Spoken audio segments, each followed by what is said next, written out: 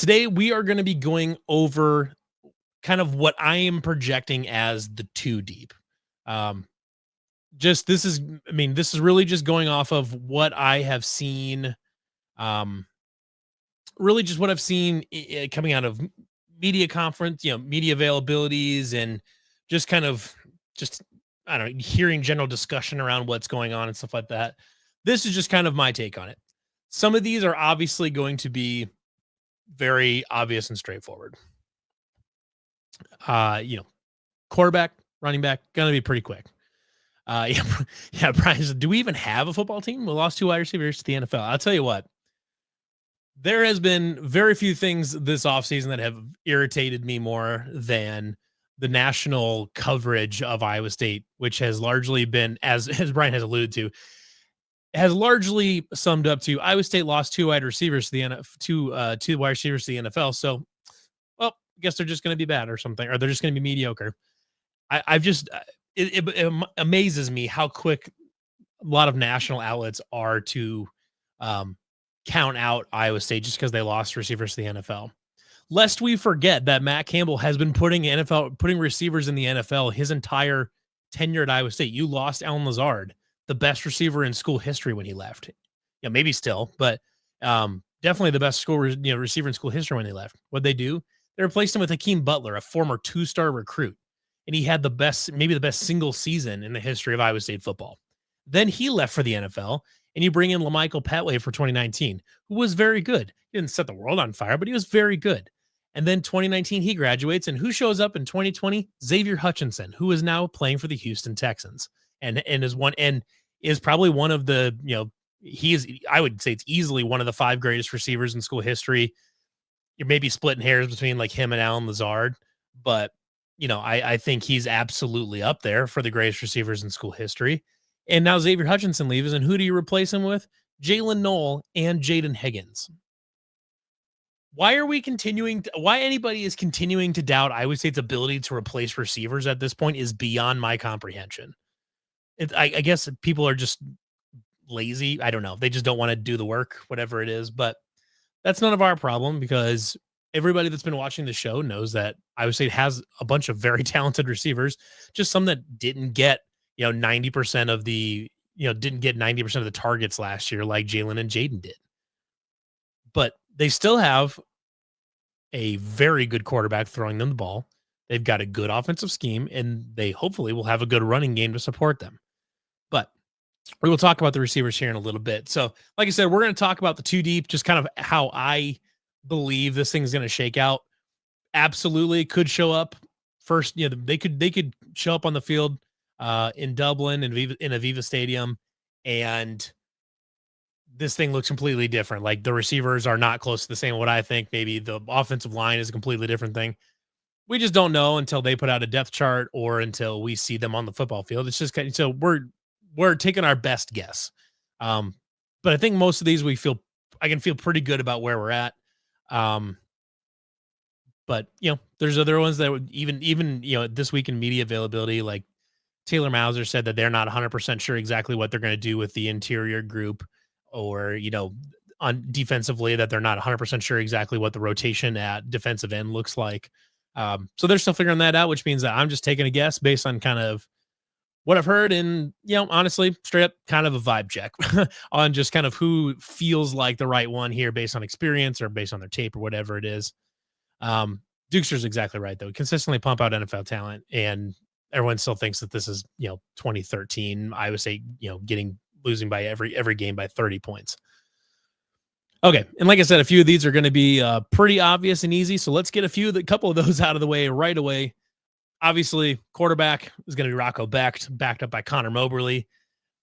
The Taylor Mauser did get a question about Alex Mansky today, just kind of seeing where he's at. But there the points about Alex Mansky are: one, I am not really as concerned with him about how ready he is today, because I mean, like I am in that just in case something happens somehow, and Rocco and Connor, for whatever reason, are not able to play two Saturdays from now. You want him to be able to do something, but Alex Mansky, best case scenario, Alex Mansky sees virtually 0 snaps this entire season as he recovers from elbow surgery, and he's just getting everything, getting up to speed, getting the system down. This best case scenario, don't see Alex Mansky basically at all this season. But Rocco Becht's the starter, Connor Mobley is the backup. I don't know if I really need to go into too much detail, but that's the case. Rocco is looking to be a cement his name firmly in the discussion as the best quarterback in the Big 12, and not much to that. Anybody that watches this channel is probably well familiar with Rocco Becht. Anybody that's even doesn't watch, there's Iowa State football's in a place right now where you don't really need to be an Iowa State fan to know who Rocco Becht is. This is a great point.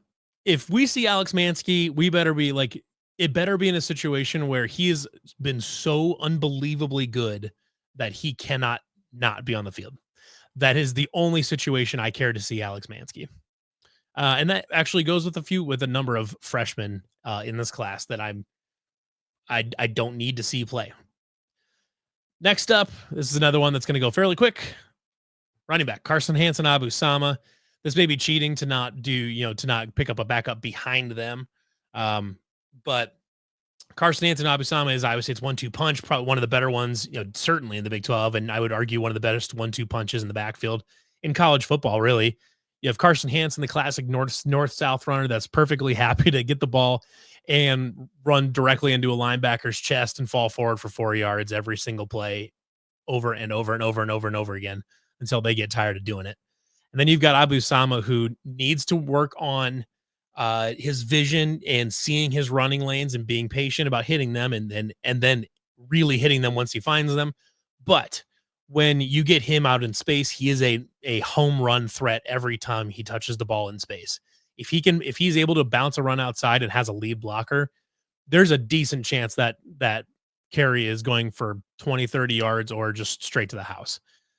So big deal that if he can make the next step forward and be a guy that is good enough to be an every down back, but just doesn't have to be. Big room, big availability here as far as room to grow. Bryant says Abu Sama breakout season. We know what Hansen can do if Abu Sama gets that vision, set his top end is around Breece Hall. I don't really disagree with that. He's got the athleticism Breece did. If he can develop the vision and running patience that Breece had, I don't see any reason that he can't be that kind of back. He doesn't need to be because he's got Carson Hansen with him, and Breece never really had a true 1-2 punch running with him to sort of that can do that. But Abu can be that good. He can.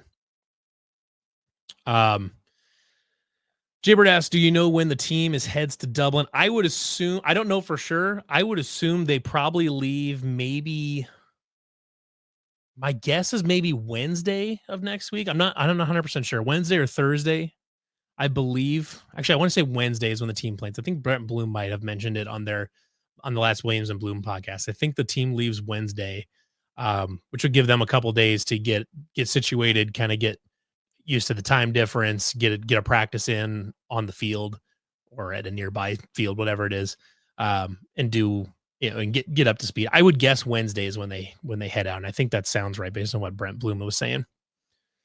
So not a lot to talk about here as far as the kind of starters, the top two, just for thoroughness' sake. Behind them is going to be Dylan Lee, which did not get a lot of carries last year, pretty much just played in his redshirt game. So he is still a redshirt freshman.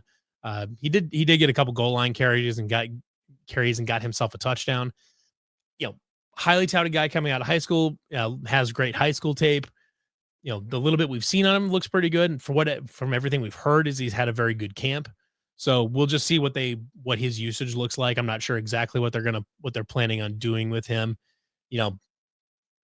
I would be a little disappointed if we don't see at least a little bit of two-back personnel, but we'll see what they do with that. River Peppers is behind him.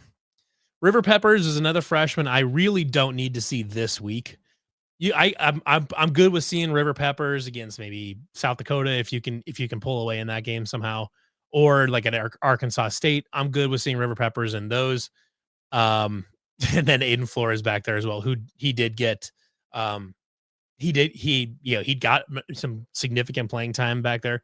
So how they divvy up the carries between Dylan Lee, Aiden Flora, and River Peppers, I'm not sure. It'll be situational, but true freshman on in his first ever collegiate game in a different country on a weird time schedule, doesn't really have any sort of like routine built or anything like that.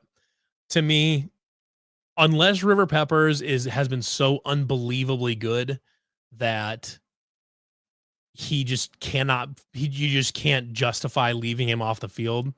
I don't really need to see River Peppers against Kansas State's front seven. I don't really need to see that.